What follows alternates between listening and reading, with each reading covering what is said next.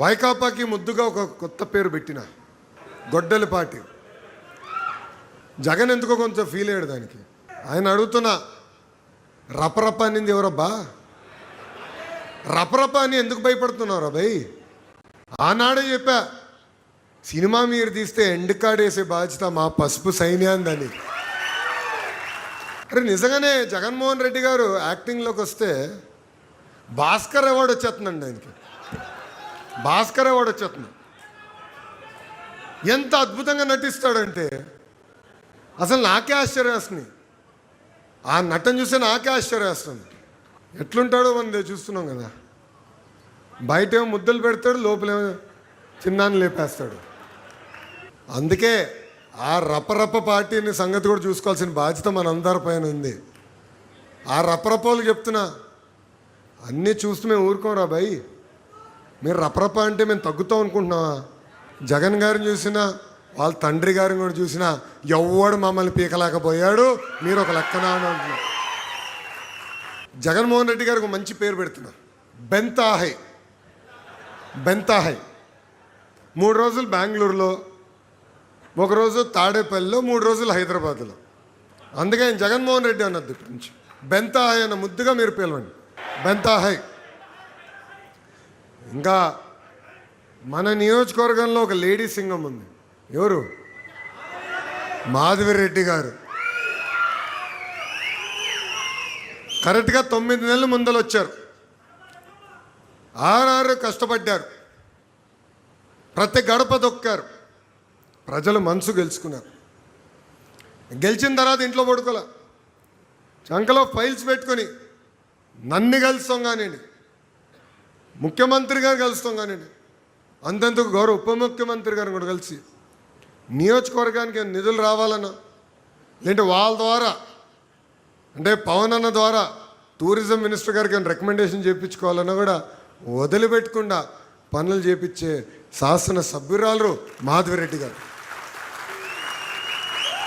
ఆమె పట్టుదలతో ఇప్పటికే 750 కోట్ల రూపాయలు విలువైన అభివృద్ధి కార్యక్రమాలకి మనం శ్రీకారం చుట్టాం. త్వరలో అనేక కార్యక్రమాలు కూడా మనం పనులు కూడా ప్రారంభించకపోతున్నాం. అందుకే ఇక్కడున్న నాయకులు కార్యకర్తలందరికీ పిలిపిస్తున్నాం, గ్రూప్ రాజకీయాలు దూరంగా ఉండండి. పార్టీ అనేది శాశ్వతం, ఈ భూమిపైన వ్యక్తులు కాదు. సో పార్టీ ఏ పిలిపించినా దానికి కట్టుబడి ఉండాలి. గ్రూప్ రాజకీయాలు దయచేసి ప్రోత్సహించదని ఇక్కడున్న కార్యకర్తలందరినీ నేను పిలిపిస్తున్నాం. 6 నిమిషాలు కష్టపడే ఎమ్మెల్యే గారు ఉన్నారు.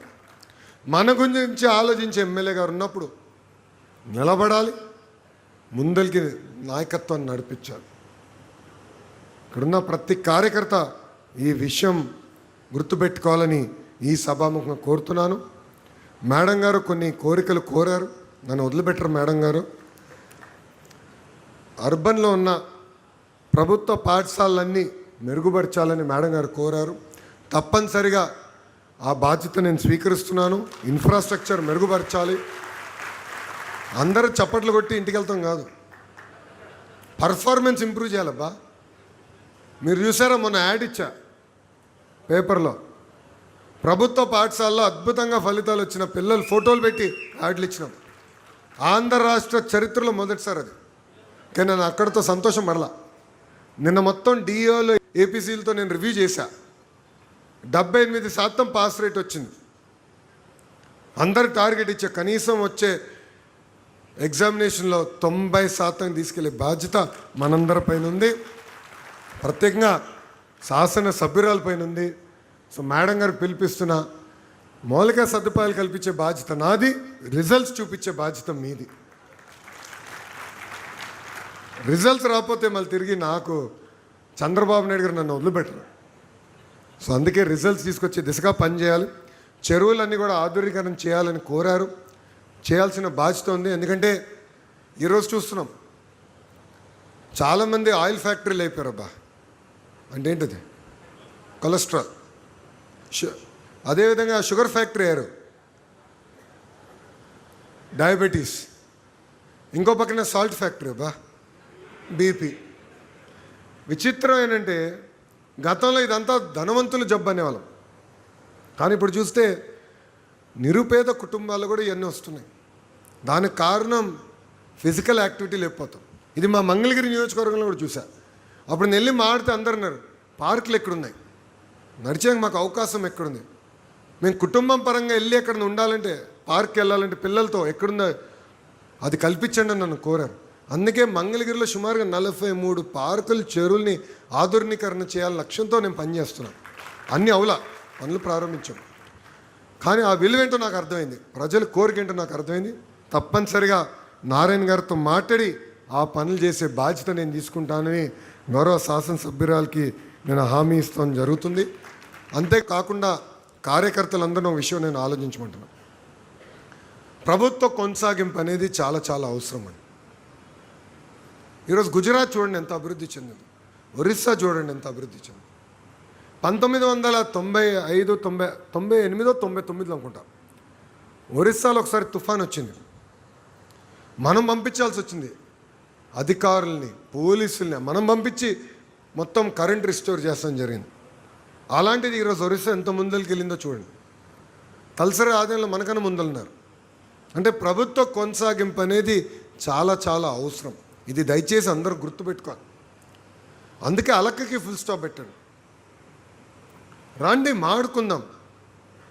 ఈరోజు పార్టీ ఒక వ్యవస్థ, శాసనసభ్యురాలు ఉన్నారు, పార్లమెంట్ పార్టీ అధ్యక్షులు ఉన్నారు, మా జోనల్ కోఆర్డినేటర్ కొత్తగా వచ్చారు, ఆయన సీనియర్, గతంలో ఉత్తరాంధ్రలో అద్భుతంగా మనందరం గెలిపించిన వారు.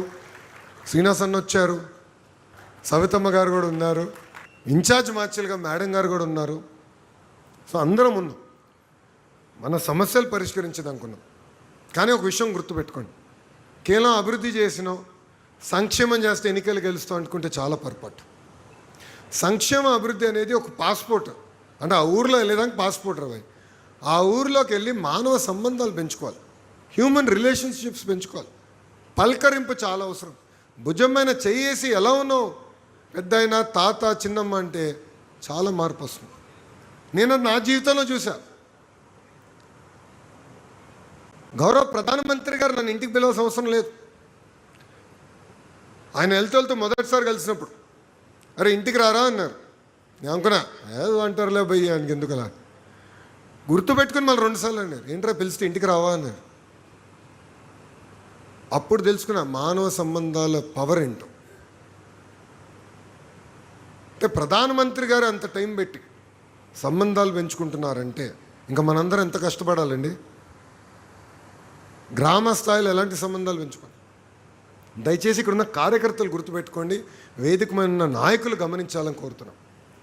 మీరు చూశారు మొన్న జరిగిన బడ్జెట్ సమావేశంలో 13 రోజులు ప్రతిరోజు 2 పార్లమెంట్లో ఉన్న శాసనసభ్యులు, సభ్యురాలు వాళ్ళ కుటుంబంతో, ఎంపీ గారు ఉంటే ఎంపీ గారి కుటుంబంతో సుమారుగా 60 మంది కూర్చుని రాజకీయాలు మాట్లాడాల, రూల్ పెట్టుకున్నా, నో పాలిటిక్స్, సరదాగా మాడం. సో మానవ సంబంధాలు అనేది చాలా చాలా అవసరం అండి. దయచేసి ఇది